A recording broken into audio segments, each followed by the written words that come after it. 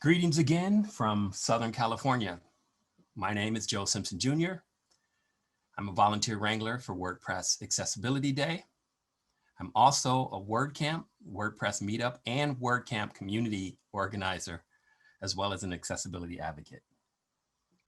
Similar to Alicia's story that we just heard in the last hour, Sumner Davenport shaped my re-entry into accessibility as well. Now, I know two people in my entire life that are me. I have a workout friend who is always ready to go, no matter rain or shine, just like me. No excuses. Sumner is that other person. She matches my desire to learn with inspiration, knowledge, and nurturing leadership here in the North Valleys of Los Angeles. Now, I met Sumner. I went to a meetup in West Hills to see her speak because I was hosting our first WordCamp in Santa Clarita, and I had heard about her, and the topic was very interesting. What happened at that meetup is why I'm here before you today. She's that type of magnetic personality. She killed her presentation and she said yes and presented at our meetup. And we've been close ever since. Sumner will present the profitability of accessibility. But first, let me tell you more about this amazing woman. Sumner Davenport specializes in web accessibility on WordPress. Her passion is to educate business owners and web designers using WordPress on the increased value and ease of an accessible site. Through her longstanding organization, she and her team have built, maintained, evaluated, and remediated dozens of WordPress websites to WCAG 2.1 success criterion. Her clients are referred by other clients and from attorneys. She's active in accessibility and legal conferences and educational venues. At WordCamps and local WordPress groups, she regularly speaks on topics related to compliance issues for WordPress. After presenting at WordCamp Santa Clarita in 2019, she volunteered to be a speaker wrangler at WordCamp Santa Clarita and is on the speaker wrangler team for WordCamp Los Angeles 2020. She and two colleagues founded a local meetup to discuss WordPress and accessibility and invited renowned speakers on accessibility topics to be guest presenters. Partnering with two other local meetup organizers, they organized the first annual mega meetup, WordPress Accessibility Day 2020. She is a member of the International Association of Accessibility Professionals, the IAAP, and is an active supporter of various disability organizations. Please welcome Sumner Davenport presenting the profitability of accessibility. Sumner, take it away. I don't know if I can talk after that introduction, Joe. Goodness, I'm glad I have my Kleenex handy. You really touched me with the beginning of that introduction. Thank you so very, very much. I am very honored to be here tonight. I am so glad that I was selected to speak. Thank you so much to Joel Dolson for putting this together and for saying yes to me. And of course, for Joe Simpson, he is an inspiration to me a lot. So I'm going to jump into my topic. Let's see if I can get my screen share to work here today.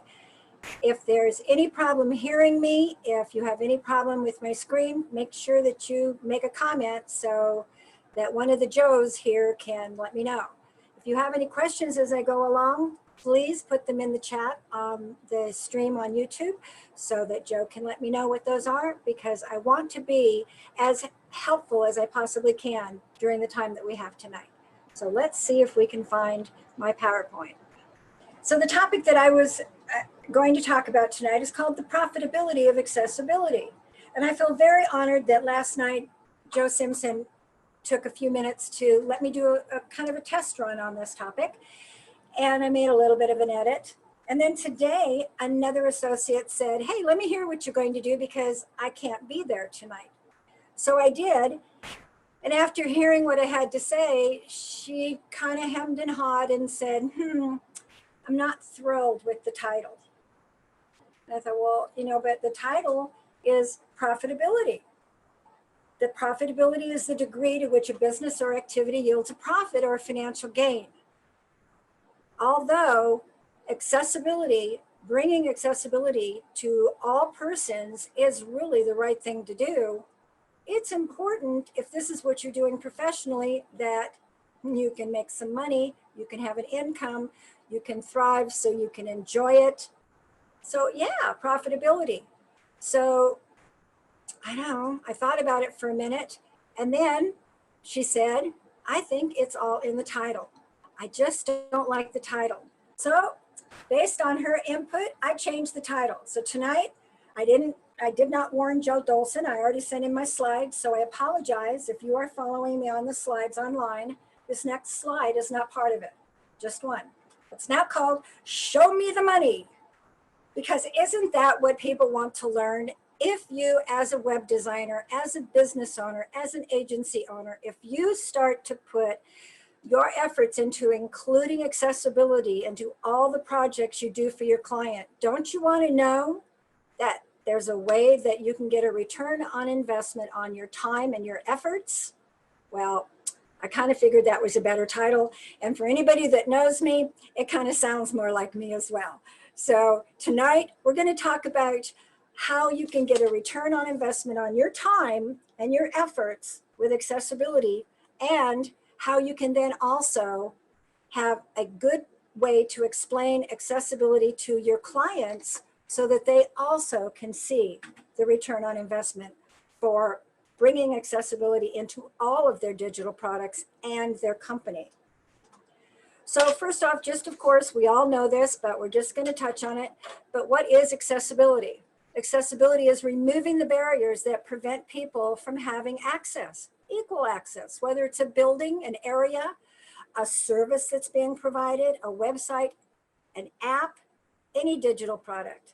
And accessibility is taking that initiative to create products that are usable by people with the widest possible range of abilities.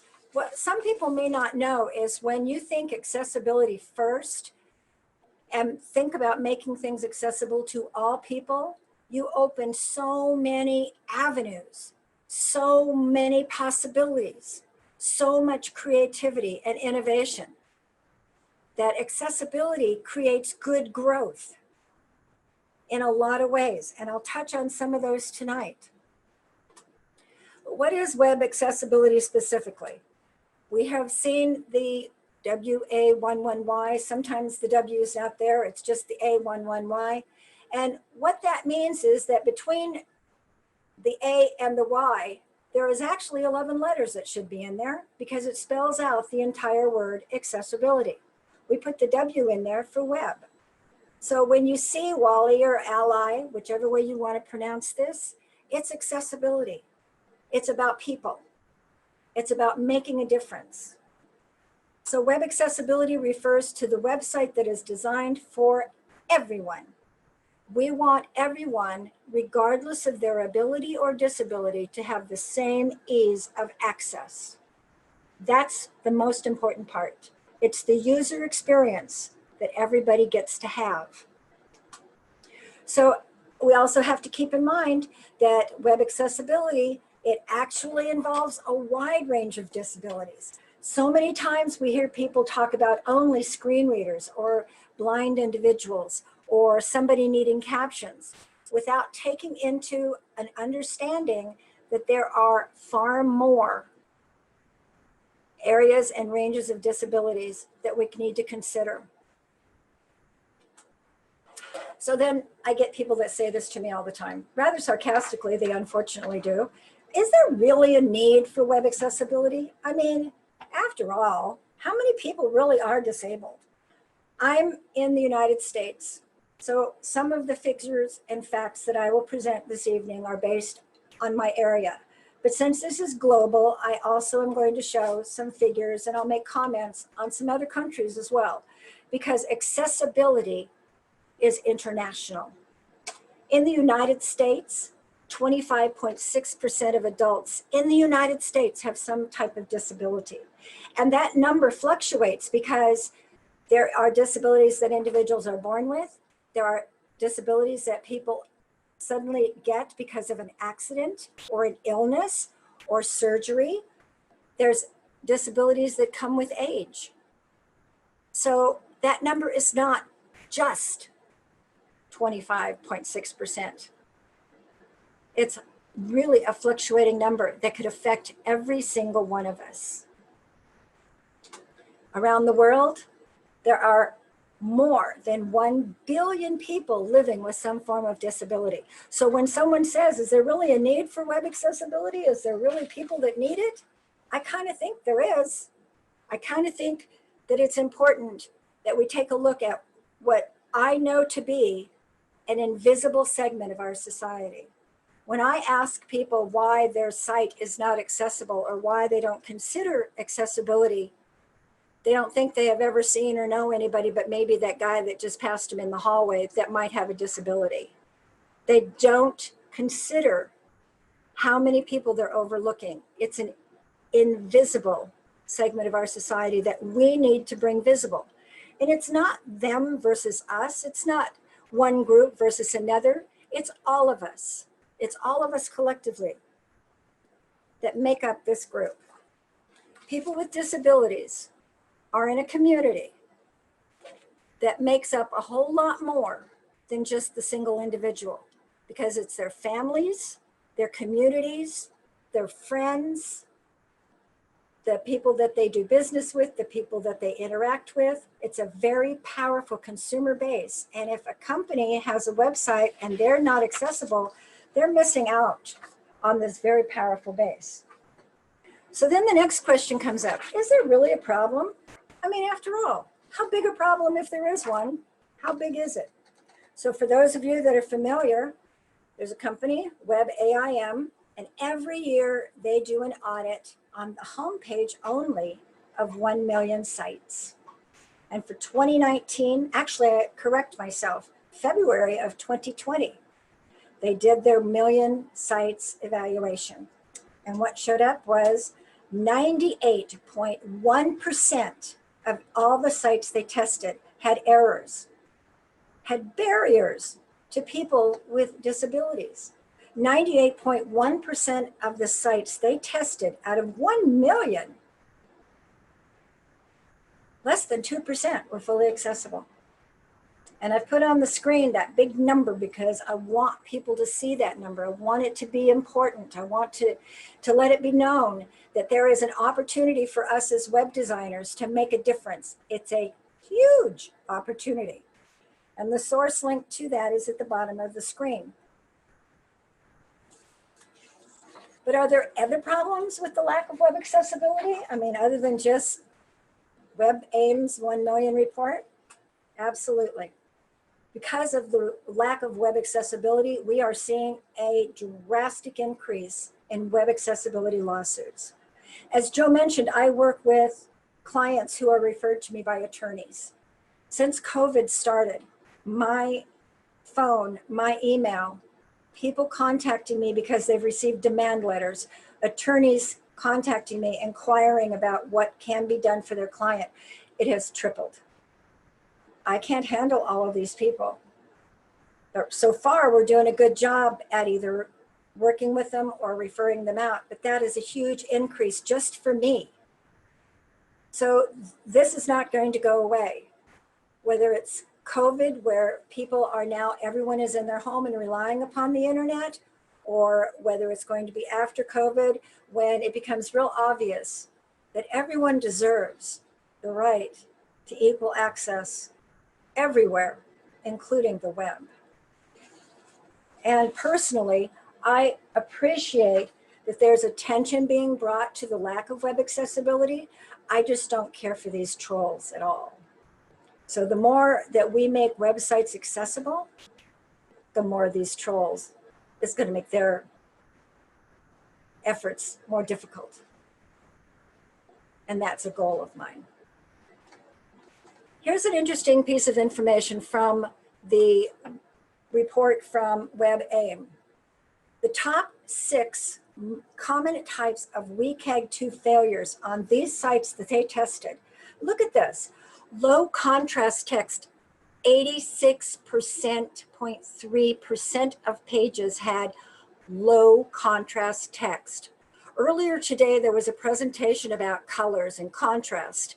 So hopefully you attended that particular presentation. If not, when these videos are available, I do hope that you go back and you watch and listen to what Colleen had to say. Right at the top, low contrast. Personally, I don't understand why people put gray font on a light gray background. It's never made sense to me, but I see that on so many sites. And obviously, WebAIM found something similar. The other one, missing alternative text for images, 66%. Come on, that's like the one thing we talk about the most. Empty links, missing form fields, empty buttons, missing the document language. We're not even going to tell people what the language of the website is. How easy, if you had a website that had these 6 errors, they came to you, how easy would it be for you to remediate that site? Keeping that in mind, why aren't they? That's my question. Maybe they need you to knock on their door and tell them. Now, at the same time, I read legal cases on a daily basis. I always tell people, if you can't go to sleep, something that's better than counting sheep is to read some of these legal briefs. They're not really entertaining, but they are educational. And the most common problems referred in these cases, the website prevents screen readers from accessing primary content. Oh boy, here we go again. No text description for an image. Forms not working. Can't increase the text to 200% without loss of content or functionality. Here's one that a lot of people don't think about. If you have something on your website that has a time limit on it, you need to let people have a way to adjust it, disable it, slow it down, restart it, instead of just timing them out and kicking them off. Because a sighted person would see if there's a countdown, but perhaps someone with a disability either doesn't get the warning, can't read the warning, can't respond fast enough to the warning because you didn't give them enough time. Web pages without titles. Oh my goodness. It is so easy to put a title in a WordPress site. How? I'm beside myself. The purpose of each link cannot be determined from the text link alone, and that's where we get a whole lot of those. Click here. And I believe we had someone just a couple of presentations previous that talked about just that. Very, very important. So you see that the problems that are being referenced in lawsuits and the ones that WebAIM found are simple to remediate. They're simple to put in the first place, but when you have a client come to you with a site that has these problems, these are the simple ones to fix. So what's the solution to the lack of accessibility? Very simple. Make products that are accessible to everyone out of the gate. We do know that now that there are themes within the WordPress repository that are accessible ready. I do know there are people that's all they will work with is an accessible ready theme. And then they make sure that the content and the images and everything they add to it remains accessible. It makes their job easy. Remediate products and areas that have barriers. Support companies and products that are accessible and innovate with new products. You may not have known that the disabled market, or excuse me, the disabled community is actually considered to be extreme users of certain products. What that means is, what you may not also be aware of, is that voice recognition software has been available for people with disabilities for 20 plus years. And because people with disabilities were using voice recognition technology, that same technology is now used in Alexa and Siri and Google's Assistant. So something that was done for what was a select group of people by their first analysis is something that has now been rolled out for everyone. So it's not a small group. It's all of us that benefit from these products. But let's move into what people want to know about tonight, and that is the increased value of accessibility for both designers and companies. What you hear a lot is accessibility can drive innovation, such as what I just mentioned. It can enhance your brand or hurt it. It helps SEO. It can minimize legal risk, and it can extend your market reach.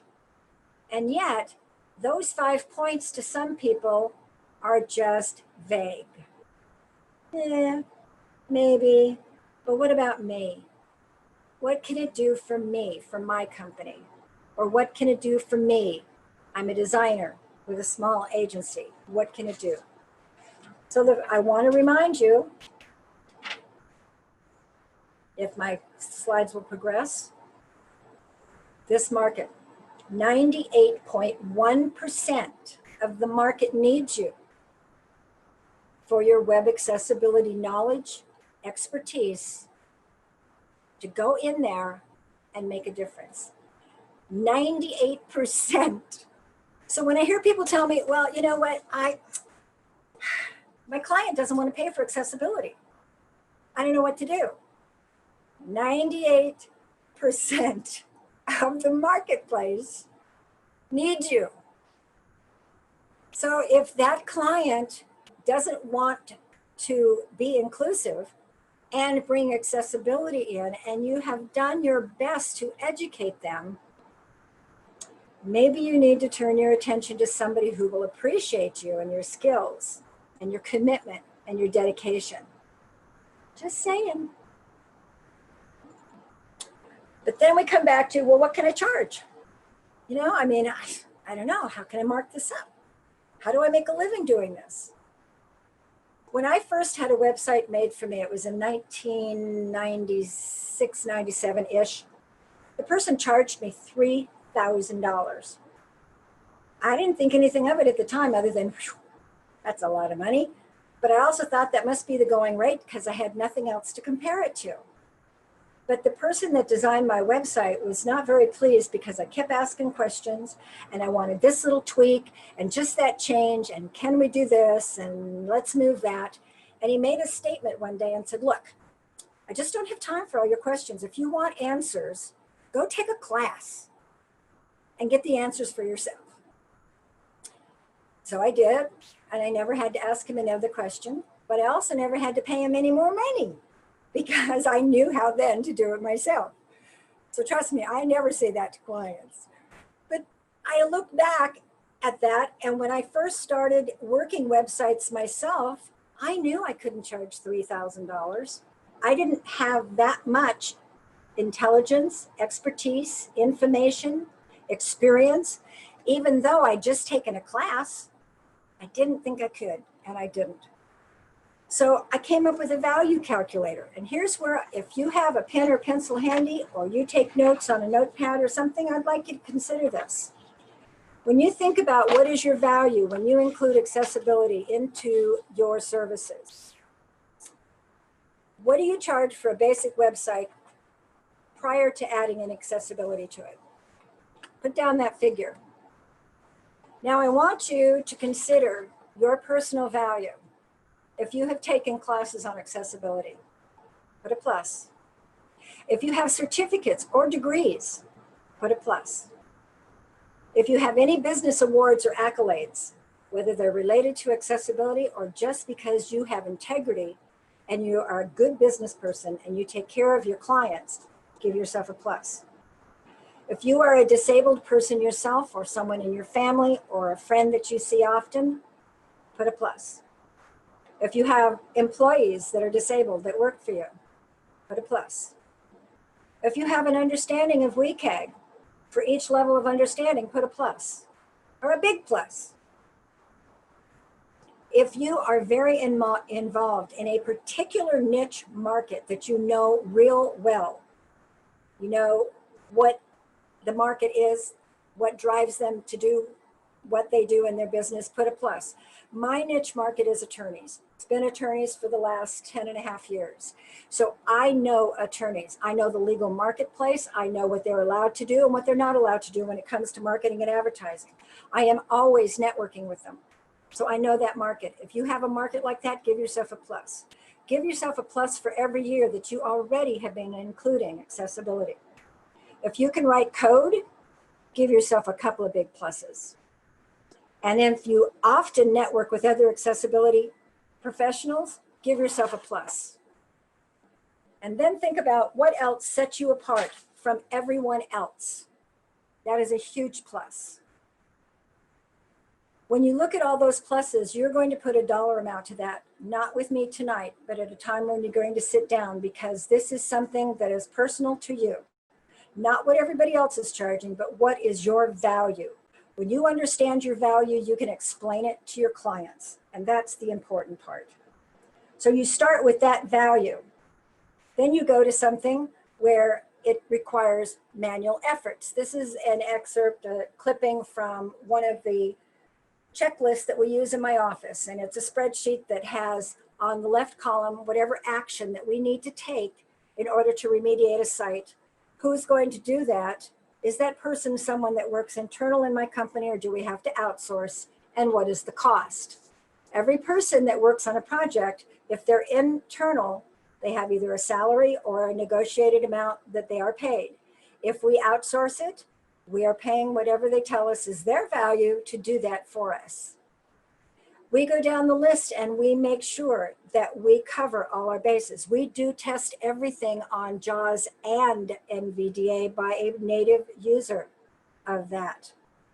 When we are remediating images, we don't just throw in the alt description and call it a day. We research, and maybe we have to find them a new image if the one that is on their site is really not that great. Maybe it needs editing because it's too pixelated. Maybe it's too big. Maybe it doesn't fit the content. We're going to change the meta info and the geo info for search. And we're going to do all that because we go the extra effort. What we're doing for a client is more than just fixing the technical problems. We want a good user experience for them as our client and their website for their users and their visitors. So think about this type of an effort and what value would you put into each one of those? How would you separate yourself from everyone else? A lot of times people calculate an hourly rate. I talked to someone this week who told me, he came to me and asked me if I'd hire him because he couldn't afford to be freelance anymore. So I looked at what he charged a client to work on a website and how many extra hours got thrown in that he didn't calculate. At the end of the day, he was making less than $7 an hour. So in Southern California, you can't live on that. So I told him, if you're going to calculate your value by an hourly rate, ask yourself, what is your resentment number? What is the lowest amount you would ever allow a client to say, this is how much I'll pay you per hour? And take that number and multiply it by 4. You should never work at a level that causes you to not enjoy the work that you're doing, because accessibility can be a whole lot of fun. The people that you will meet, the clients when they get excited, it's just fun. And then you have more value, updates and maintenance plans. In a lot of the settlements we're seeing in these legal cases, they're asking the court to require that people test their sites every 6 months. That's a maintenance plan for you. So that's how you add value. That's how you add more to you. Your total value then becomes your unique value, your cost per hour, your team that you work with, the complexity of the site that you're going to be working on and how well your skills and expertise can do that. The timeline, rush jobs always cost more.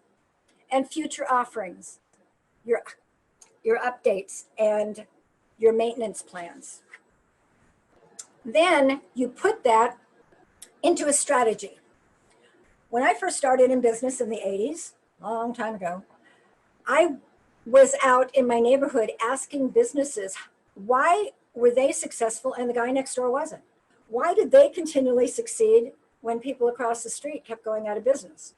And what I heard more times from the successful business is they had a plan. They didn't wing it. They put in a plan and they planned it out as far as they could. They put in that plan not only the type of customers and clients they wanted, they put in that plan the type of education they may need in order to satisfy those clients.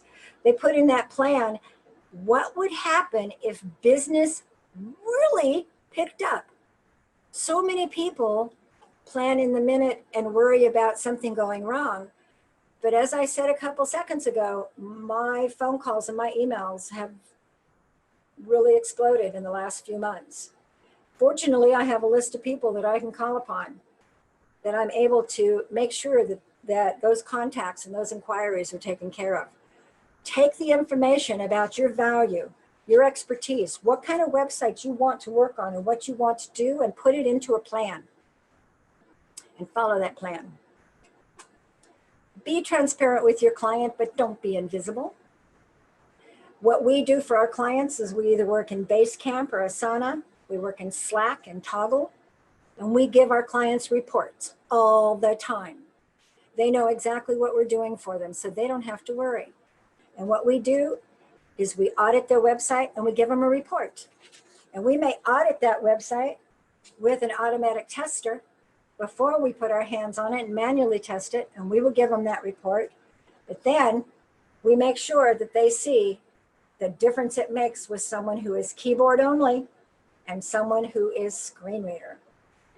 That way they get a better understanding of their target market. They get a better personal understanding of accessibility. I have been working with accessibility and websites for 12 years, maybe a little bit longer. And I was brought to my knees humbly at that point. I had been designing websites and I thought I was doing a great job. And I thought I was really proud of what I had. And then a member of my family who is blind had the benefit of someone coming to show her how to use a screen reader to access the web and visit websites. I was emotionally blown away by how much freedom it gave her. But I also was humbled when I gave the man my URLs of the sites I was so proud of and asked him to test them, and not a single one of them could be read by a screen reader. My world changed that day. And so I'm hoping that as you get accustomed to accessibility, your world takes a shift and you shift to where this just becomes part of what you do. Don't even have to think about it. So after you get the test and you find out what you're doing and you start working with your client, please do the easy stuff first. And the reason for this is if you are working on the most difficult part of the website where you possibly have to write some new code and redesign certain things, your client doesn't see what you're doing. He doesn't see that you're making any sort of progress at all. But if you go through the little things first, or what I call the easy things, not little, they're all important, the easiest things first, and then show your client as you go along, your client sees progress, your client sees hope, and knows that you're doing what you have promised to do. We always follow the WCAG, the checklist. I have this spreadsheet on the screen that shows the guidelines and where they fall on the WCAG. And all of our spreadsheets, we reference not only with internally to each other, but to our clients, which web content accessibility guideline success criteria we are meeting for them. They don't care, but they do care that we tell them. They don't understand it, but they care that we tell them. And that's the transparency of it. And that's what's important. Plus, when you follow the WCAG, you learn the WCAG. When you do the simple stuff first, you learn. It's easier to learn. So basically, you can have an increased profit with your business by increasing your value to your client, increasing in the fees that you're going to charge them because of the value of what you're bringing to the table. This will increase your business income. And unless you go out and buy a brand new Ferrari, it should be an increase in your profit. But I want you to notice that one thing I didn't say. I didn't talk about plugins as part of this process because it's good, bad, and ugly with WordPress. The good is there's plugins that can do work for you. The bad is a lot of those plugins will make the site worse, and you're now going to have to figure out how to remediate over the plugin that you just installed. And the ugly is that there are plugins that through their marketing efforts are going to try to tell you that they'll do your job for you. And then when they don't, you're the one that's in trouble. So don't be the bad apple. Be willing to put in the effort. You will enjoy it. You'll get excited. Trust me. Now we'll get to the second half, and I promise that this is a good part of it that you'll be able to share with your clients. The profitability for companies. People with disabilities are not a solitary market. They are surrounded by family members and friends. They recognize products and services that accommodate people in society. They will refer to people when it is an accessible website. So you want to show them the money. In the US, the total after-tax disposable income for working age people with a disability is $490 billion. That's a lot of money. Discretionary income, which is the income that they get to spend after they've paid all their debts and their taxes, is still 21 billion. Most people aren't aware of these numbers. You want to share these with your clients. Interesting note that we discovered is that individuals with hearing difficulties represent the disability category with the greatest amount of discretionary income, followed by people with vision disabilities. So when you heard about captions from Merrill earlier today, this shows why that's important. You can explain that to your clients. If you're in the UK, what we have there is internet users are 10.7 million or 10.07. 69% of people will leave a site if they have a problem with access, and they will go someplace else. This is called the Click Away Pound Report. And in my resources, I do have a link that you can read this entire report and share it with your clients. I also have a Nielsen report that gives all the information for US companies. But the worst case scenario that you can tell your clients is that the cost of a lawsuit is far greater. An attorney retainer can be up to $5,000. The settlement costs, the loss of work, those are real figures. And I do not lead with this with my clients. I lead with the numbers for the market that they can reach. If they don't want to listen, then I'll bring this part in. But how should they market to the disabled community? Besides developing products that meet the needs of people with disabilities, they should get involved in the community. They also need to employ people with disabilities. Inclusive advertising. Put an accessibility statement on their website. Because far too many designers think, well, I'll just go in and tell my client if they make their website accessible, that people will flock to it. And that's not true. It will give a boost to the SEO in some cases, but they still need to do their marketing. It's essential. And this is the type of marketing that they need to do. If they do this marketing, if they do it genuine, they will see a return of that marketplace. Because like any other community, people with disabilities do talk about people that treat them right. And when you think about your price and your value, just remember, there's always somebody who's willing to do it cheaper. So don't cut yourself short when you're talking to your clients about your value. Make sure that you go for the big value. So some of the references or resources that I'll share with you is the automatic accessibility checkers that we use. We don't use one more than another except the top two. We love the DayQX Pro Beta because of the type of reports that we can give our client. And we love the Tenon API, which you can put in your website so that you can see as you're working what you're doing and what needs to be done. So you don't have to wait till something is done to go, did I do it right? By putting the API on your website for this one, you'll be able to watch your progress and learn as you go along.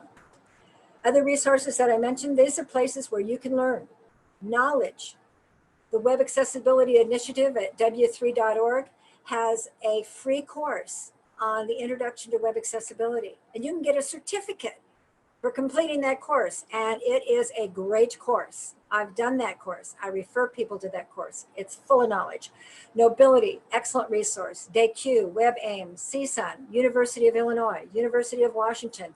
The information is available. The educational resources are there. If you need to have a native user to test, here are 3 places where you can contract with them for someone or gain a referral. Again, Nobility, Access Works, Pearson for the blind, and CSUN, which is here in Southern California. Also in my slides will be the links and resources to the statistics that I quoted for the companies, for the number of people in the community and the spending power. So in summary, 98.1% of websites need remediation. 1 in 4 people have a recognized disability. Accessibility is international. It's a right. It's a personal right. It's a civil right. Plan your design to include accessibility, have a strategy for remediation, understand the why and how of your value to a client, understand the potential market so you can explain it to your client. Check the obvious and fix those first. Fonts, structure, color schemes, video, audio. Don't rely only on automatic testers. Test your site manually. Have a native user of accessibility technology test your site. Be transparent with your clients and support the community. And I know I talked fast. I wanted to give you a lot of information. And since I know we're being recorded, you can come back and visit this information again. But I do believe if there are questions, maybe I have a couple minutes to answer questions. Yes, you do. Thank you so much, Sumner. What a great presentation. Thank you. All right, let me refresh here. Our first question is there a study answering the following question? How many people leave a web page because of accessibility failure? 67%. It's in the Pound Away report. Okay. And the report also indicates that when people leave that website, they don't give up. They do spend that money elsewhere. So it's a total loss. All right. Do you feel designer and developer reluctance in folding in accessibility is that they undercharge or overestimate their bottom lines? How would you recommend they address this, or can you share a brief experience? My recommendation would be that they go through that list of what I did for value and accept more about what their personal value is as a designer. And if they've undervalued themselves, this is probably a personal issue that they need to take and look at. And they might want to sit and work with someone. I sit with designers all the time that want to discuss, how can I increase what I charge? I don't know what my assets are. So if a person will take a list of what are their personal assets, like the list I rang off, and then reevaluate. What does happen is many times they don't charge enough, they get burned out, and then it becomes resentment, and that doesn't work. But at the same time, whatever amount they charge, you don't want to overcharge because you're going to have to live up to that amount. All right. Next question. Do you think that web development is driven too much by developers needing to rapidly solve problems defined by business rather than by users? Not sure if I understand that question. Okay. Let me restate it. Okay. Do you think that web development is driven too much by developers who are trying to solve business-related problems instead of trying to solve the problem in terms of how a user would use it? So if I understand that correctly, a client's going to come to a designer and say, I need a website built because I need to sell a product. Instead of, I need a website built that's the best for user experience so I can get more business. Correct. Okay. Well, yeah, clients don't know. We have to educate them. That's what they need from us. They need us to say, hey, you know what? That's great. Let me help you understand how we can make that dream of yours even bigger and more profitable. So we as designers need to also be educators. Once we understand it, we can explain it. All right. This is a really brief one. For the non-legal, what is a demand letter? You mentioned that in your presentation. What does that mean in relation to accessibility? A demand letter is, it's actually a form letter, unfortunately, but it comes in on an attorney letterhead and it says, Dear website owner, I'm sending you this letter because my client, a blind user or a person with another disability, attempted to visit your website, and there was barriers that prevented this person from equal access. So it's important that you contact our office to discuss some form of remuneration for the difficulties and the problems that our client has endured. And that is the precursor to them filing a case. They send out the demand letter because they want someone to call and go, please, please, please, please, and beg that you don't hurt them. When most of those demand letters don't turn into cases, but many of them do. In either case, it's important to consult with an attorney how to respond. Awesome.